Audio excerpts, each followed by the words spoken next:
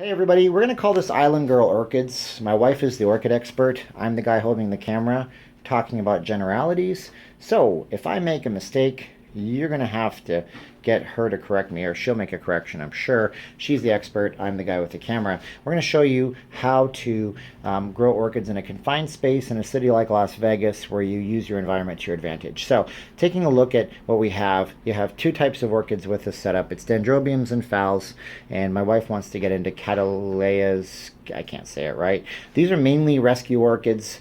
They're dendrobiums. Some of them, when you see a plastic yellow tab, have a species on them. A lot of them don't. These ones here come from the casinos, and they go and get rescued through the Greater Las Vegas Orchid Society, and we go ahead and we rescue them. glvos.org. If you're in Vegas, you should come and check us out. We're over every Sunday, first Sunday of the month at the North Rainbow Library. So we have our little thermometer. It tells us right now that it's 70 degrees, and it was 73 as a high, 61 as a low, and 50% humidity. It's so humid here, we're going to tell you how we do that in a minute.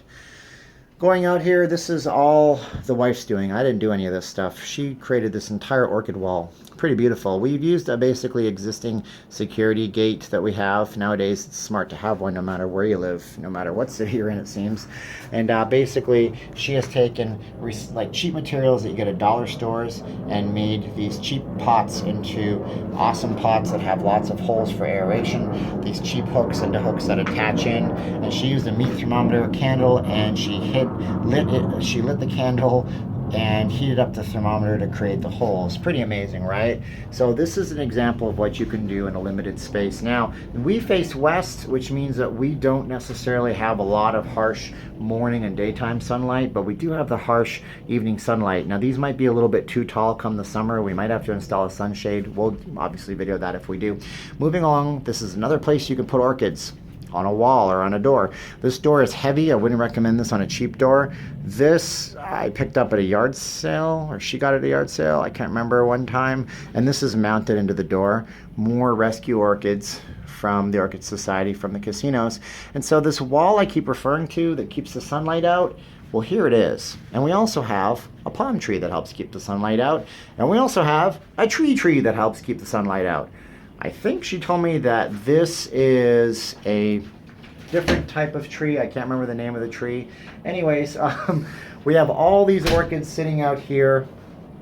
The wall is up here, and you can see how it's going to catch the light, and theirs are not going to be directly in the direct sunlight. And you can see everything here is happy and wet and moist. And why is it happy and wet and moist? Well, that's simple. I'm going to show you that in a second. But how do we set this whole thing up? Well, first of all, the palm tree creates a little bit of shade, which is nice. It also means that we have a nice little air situation that keeps in the humidity.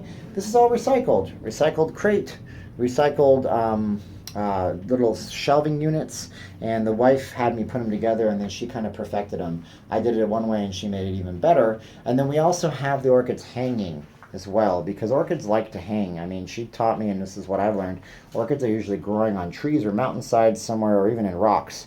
Well, when these things kind of get a breeze, they kind of sway, and they really like it. So we can hang the orchids like that as well. Okay, hanging orchids are all well and good, and then we have them also over here on the wall here, on the other security area on the window. Well, how much do these orchids like it? A lot. This was a rescue orchid. Honestly, guys, when we first got this orchid, this guy here with all these flowers ready to burst, it looked a lot like that there, but even smaller. These guys here are growing and thriving, and they've been outside nearly their entire lives so far. And that's just because we have the cooler climates right now. But we keep them very moist, and you guys can see we recycled everything. And she waters them and babies them and takes great care with them. So we can see even more that are ready to actually flower over here. Now, how do we keep them so darn moist? Well, this is a link I'm putting in the description below to this on Amazon. This is an amazing little rainmaker watering device. And this is not heavy once it's filled up.